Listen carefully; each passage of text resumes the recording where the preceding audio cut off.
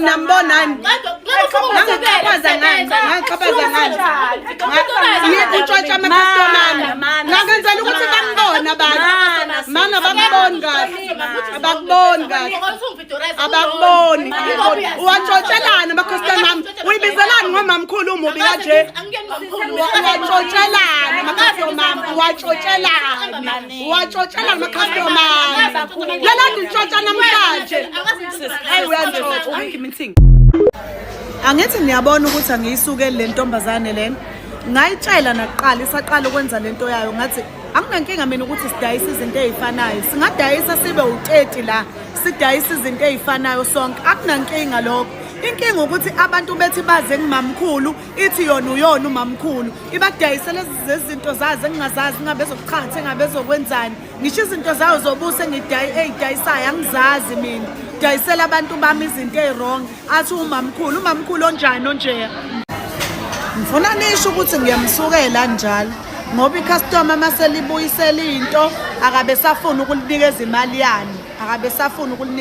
yalo isigebengu lesi basazo lapho ke intombazane ilokhu ibuzile ukuthi ngizoyenzani ukuthi uzongenzani uzongenzani mangibuza ukuthi watshotshela nama-customer ami ilokhu ithi izongenza lapho Jesu lapho Jehova spin kick sami siyaviva ngibanjwa ukuthi ngumsakazi nje kuphela ngabe ngishaya intombazane nje ngiyimatise ngithatha iphenti ngilifaka ekhanda hawu ngaze nganebhadi lokho yiso intombazane udede ngibonganisa nabantu ilokhu ithi uzongenzani ngifuna ukubona ukuthi uzongenzani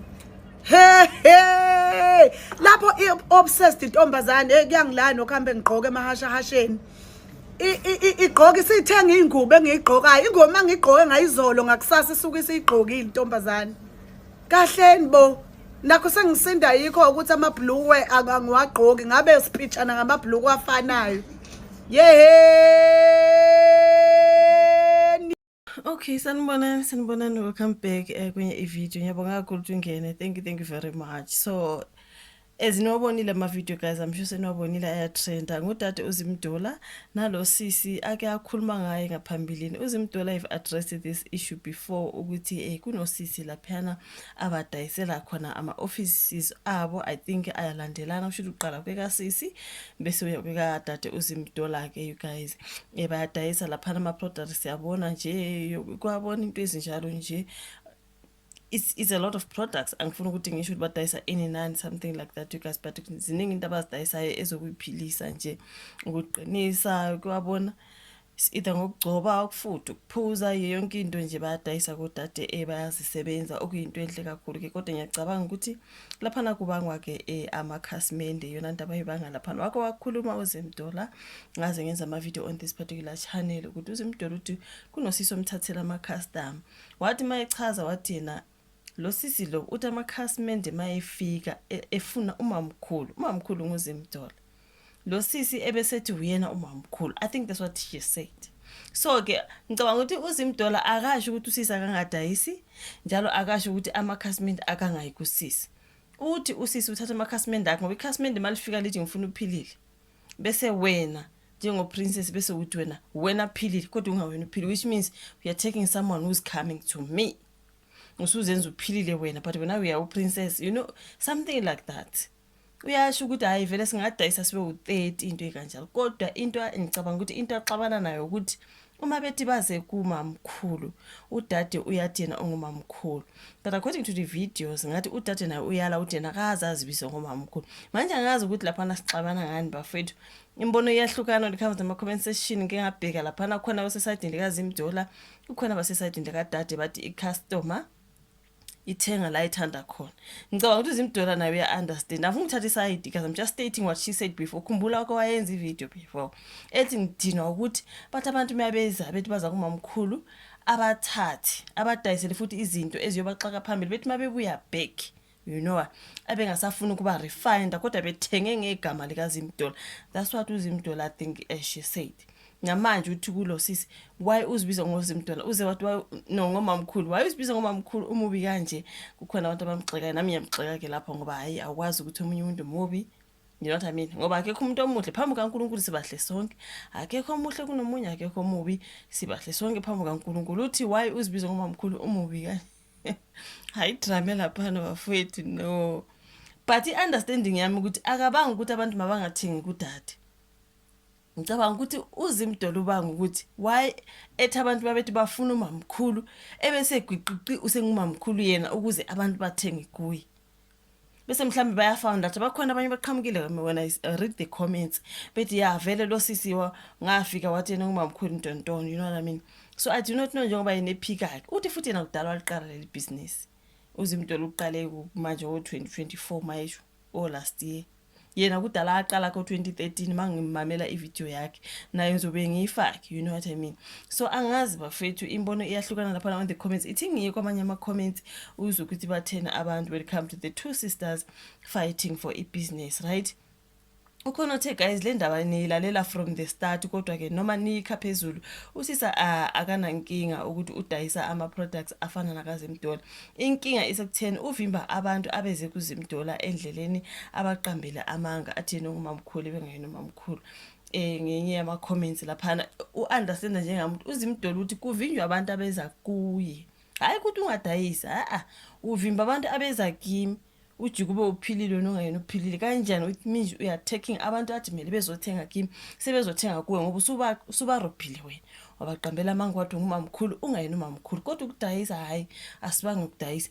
And into yakhala ngozimdola wathi usisi elakhe office laqala, so umuntu mayefuna ama products uzovela ngene officeini laqala noma ngabe umuntu belanda uzimdola. The fact that elikadade office lo omunye utho unombuso elaqala umuntu uvela ngene la kaNombuso, yabo. Ebethi kodwa bengifuna umamkhulu manje hayi usezovela thenga ngoba phela umnyango waqala ngowakho udade okazimdola uyalandela. So uzimdola ukhala ukuthi kuthathwa abantu abeza kuyi. It's a whole lot kule ndawo, it's a whole lot. Abantu bathi ningabanga ama customer why uzimdola uzehlisa isithunzi, you know what I mean? Ukhona uthi uzimdola akumfanele ukuba umsakazi behavior yakhe i-wrong.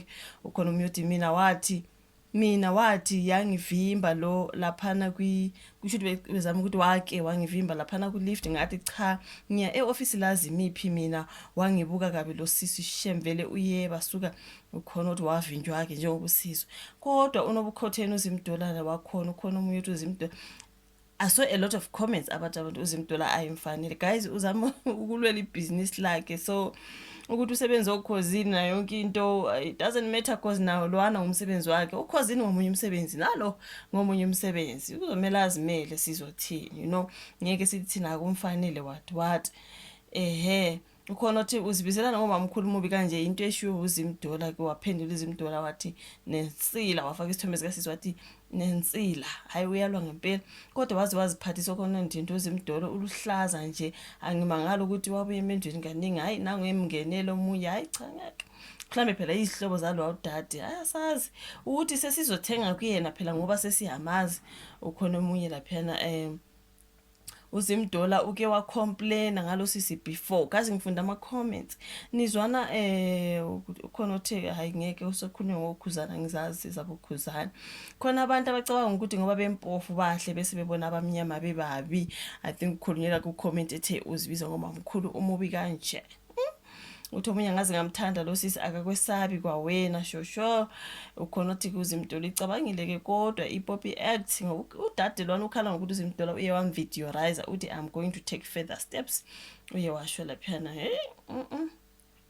ukhona uthi lo sisi umkhuba wakhe vele ubuqola naka table charm bakhala ngaye uyimina lo engintshontshiwe namhlanje ngomunye lapha ukuthi ungithathe wangifaka kuyiWillisburg ayisengiqalile akuyena unombuso lo wasemzinyathi ayi imali yestock sami saka table charm angazi bebenzeni abantu ka table charm baqhamuka lapha nabezomceba ebantwini uyabhora wena zimdola uyazihlaza ngalento yenzayo nokubukela omunye umuntu wesifazane phansi uJehova uzomkhuphula lo sisi ozama ukugqama ngaye. How do you steal a customer? Can Nando's go to Petros and say you stealing my customer? Muhle ke lo sisi unless nifuna abanebala but she's cute. Muhle na Nkosi yami akekho mubi even. Umuntu uthenga la athanda khona bakwethu ngama comments ukhumbule. Phela nawe izimdola umuntu bakithi manje ukuthi usebenza okhosini sekumele axhashazwe amanye amantombazana kahleni bafethu. Like ngishilo ukuthi abanye base side la zimdola abanye base side la nombuso. Khona bathi umuntu uthenga la athanda khona kodwa ke phela cha umuntu uthenga la athanda khona abazalwane nokuthi bohlezi bekhona abantu who try to do what you do kodwa akufananwa umuntu nongcobo lwaka ngazi kuthiwa lapha nasikho nje isidingo se drama. Ukhona obuzayo ukuthi mubi kanjani lo sisi omunye uthi ladies let us learn to sort out things on our own, why bring everything on social media. Okay nami wangintshontsha lona emshaye wena amabuyela khona the people gang ihleka kuma comments omunye wesifazane kuthiwa mubi uthi yebo ngathumela ingane wazivimba emgwaqweni lo auntie ngazitshela ukuthi akuyena zabuyela zayolanda imali ukhona ukuthi kwavinjwa ingane zakhe sithunywe kamabiyela zavinjwa yilo sisi kuningi nje lapha ama comments maningi guys uzimdolo uxabana nalo sisi akakhuluma ngaye before ethi uzibiza ngomamkhulu athatha amakhasimende akhe ngoba elakhe office lisekuqaleni kodwa udade uzwakele thina waqala kudala ukudayisa kunozimdolo izimdolo fika manje businessini you know what uthi manje mina ngithathela ama customer kanjani ngoba ngifice ngivele ngidayisa. So hayi ngeke guys kuningi nje kule ndawo ishuvo lokho comment section ayingeke.